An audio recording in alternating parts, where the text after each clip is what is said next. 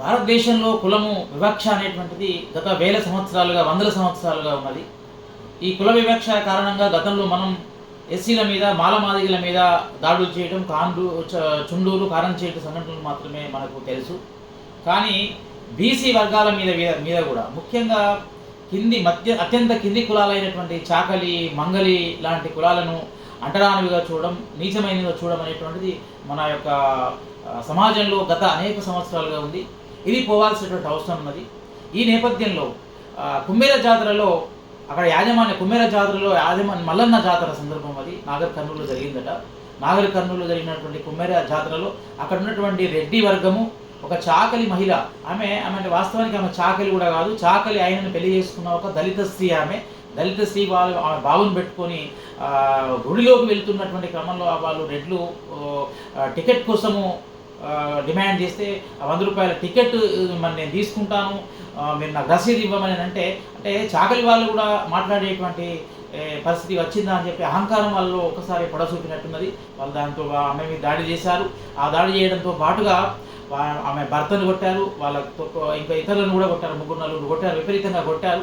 ఆ కొడుతున్నటువంటి క్రమంలో ఆ చిన్న పాప 3 నెలల పసికందు ఆమె చనిపోయింది.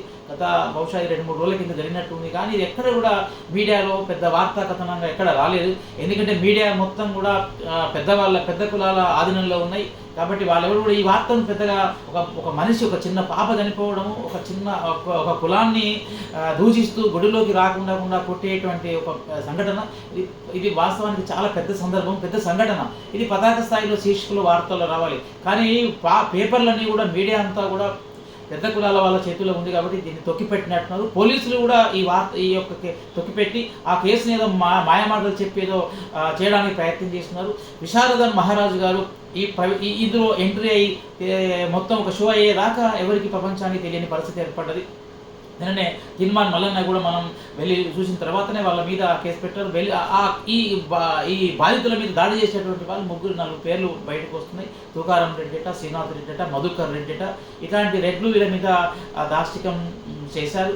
ఎందుకంటే ఎప్పటి నుండి కూడా బీసీ వర్గాలు తెచ్చుకోవాల్సిన అవసరం ఉంది. ఎందుకంటే మొదట్లో మనము రాజ్యాధికారంలోకి వెళ్ళకపోయినట్లయితే ఈ కులాలన్నీ చిన్నచూపుగా చూడబడతాయి. దేశంలో ఉన్నటువంటి దళిత కులాలు ఎట్లాగో వాళ్ళ రిజర్వేషన్ కారణంగా వాళ్ళు ఎమ్మెల్యేలుగా, ఎంపీలుగా, మంత్రులుగా అవుతున్నారు. అట్లనే బీసీలు కూడా కింది స్థాయిలో ఎంబీసీలు, ముఖ్యంగా ఎంబీసీలు, బీసీ కులాలు, చిన్న కులాలు ఇవన్నీ కూడా రాజ్యంలోకి వెళ్ళాలి వాళ్ళు. వీళ్ళకు ఎందుకంటే కింది కులాలు అంతా ఒక చరిత్ర కనుక మనం చూసినట్టే శివాజీ మహారాజు ఆయన ఒకప్పుడు 17వ శతాబ్దంలో ఆయన ఒక శూద్ర కులానికి సంబంధించిన వ్యక్తి. శూద్ర కులానికి సంబంధించిన వ్యక్తికి రాజు అయిన తర్వాత ఆయనను క్షత్రియుడిగా మార్చేటువంటి ప్రయత్నం బ్రాహ్మణులు చేశారు, వాళ్ళ పైసలు తీసుకొని. అంటే ఒక రాజు అయిన తర్వాత ఆయన క్షత్రుడయ్యారు, ఆయన ఉన్నత స్థాయి కుల వ్యక్తిగా మారిపోయాడు. ఆయన ఎట్లంటే ఉన్నత కులాల స్త్రీలను కూడా పెళ్లి చేసుకునే స్థితి ఆయనకు వచ్చింది. ఉన్నత కులాల స్త్రీల తర్వాత పెళ్లి చేసుకున్నాడు.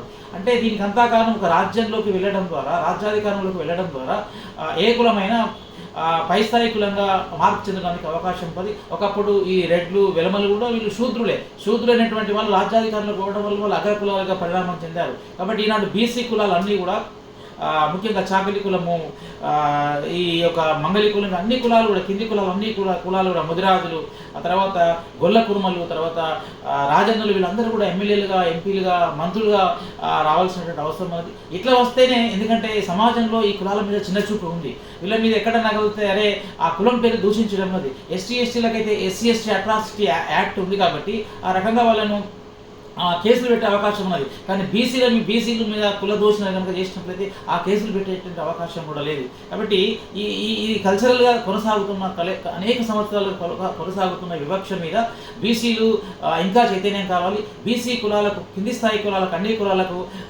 వాళ్ళు రాజ్యంలో ప్రవేశించేదాకా, అసెంబ్లీలో ప్రవేశించేదాకా వీళ్ళకి కులం యొక్క ఉన్నత స్థాయి పెరిగేటువంటి అవకాశం కనబడటం లేదు. కాబట్టి ఇప్పటికైనా బీసీలు తెచ్చుకొని ఇలాంటి సంఘటనలు ముక్తకంఠంతో ఖండించాలి. ఆ తర్వాత భవిష్యత్తులో కూడా ఇట్లాంటి రాకుండా కలిసి ఉమ్మడిగా ఉండే ప్రయత్నం చేయాలి. ఈ బీసీ ప్రజలను, బీసీ నాయకత్వాన్ని అధికారంలోకి తీసుకొచ్చుకునే విధంగా బీసీలందరూ తెచ్చుకుంటే తప్ప ఇలాంటి సంఘటనలు ఆగిపోయేటువంటి అవకాశాలు కనబడతలేదని మనం గుర్తించాలి.